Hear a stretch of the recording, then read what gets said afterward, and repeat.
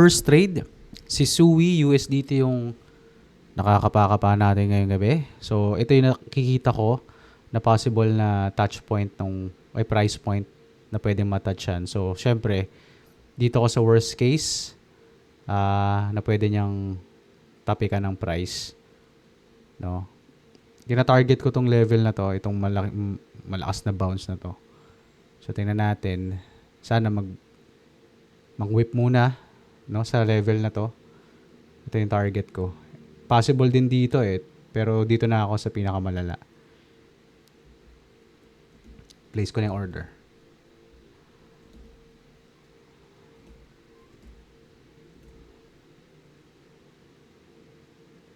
Yan. Open short. Okay, si Sui USDT ang ating first trade. Hanap pa tayo ng dalawa. Trade natin is si Ondo USDT. So, baka sakali lang, no, na to-match dito. Si Ondo USDT. Place na natin yung trade. Nagbabaka sakali lang ako. Okay. $2 lang. Okay. Okay, ito talaga. Sana naman, no? Touch niya man lang sana yan. Okay. Hanap pa tayo. Last one. Last trade natin for May 6, Tuesday. So tonight, si Chill Guy USDT. Uy, Chill Guy. Chill Guy USDT. So, plinis ko na yung mga prices. So, open short. So, kompleto na ang ating 3 trades for tonight. So, ganun talaga. Laging talo. Unti-unti lang. Malalaman din natin to. Darating ang araw, malalaman din natin itong laro na to. Sigurado ako dyan.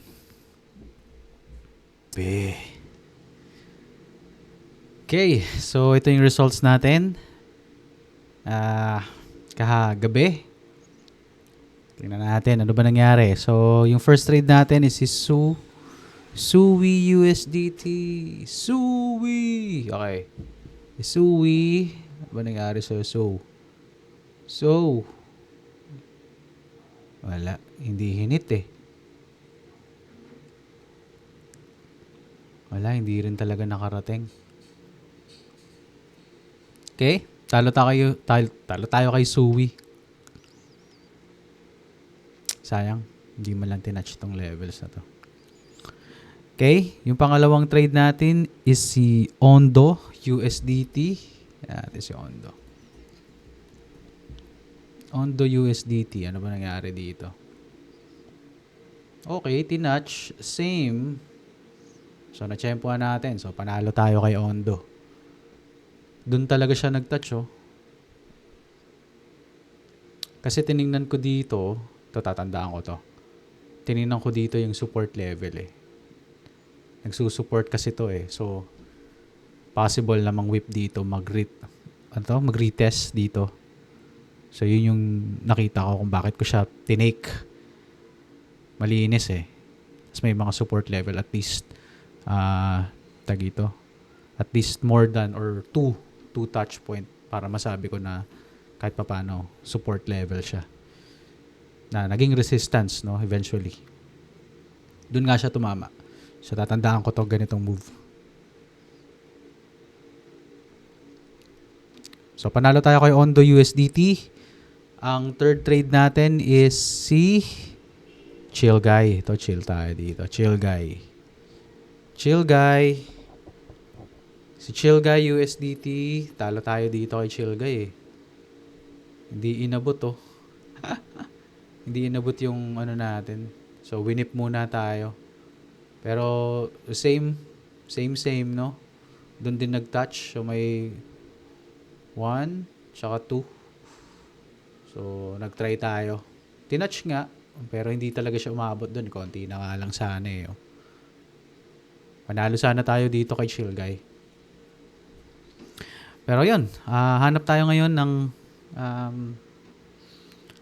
tatlong trades tonight. So, May 7. Hanap tayo ng tatlo. Konti-konti, nagiging manhid na tayo sa mga resulta. Manhid na tayo sa pagkatalo. Tsaka sa pagkapanalo. Hindi na natin masyadong iniisip yung capital. Kasi syempre, magkano lang din naman, $100 lang naman tayo nagsimula. No? Ang maganda nun, tumatagal ako. $100 pa rin ang nilalabas kong capital, ang puhunan ko. At ngayon, ilang buwan na lumipas, 67 pa rin siya. 67, kumbaga, ano pa rin, on the positive side, ano pa rin, kumbaga, buhay pa ako. No? Kasi yun nga, mas malaki yung napapanalo kaysa natatalo. Grabe yun. Grabe yung risk-reward ratio pala talaga. Anyway, hanap na tayo. Let's go.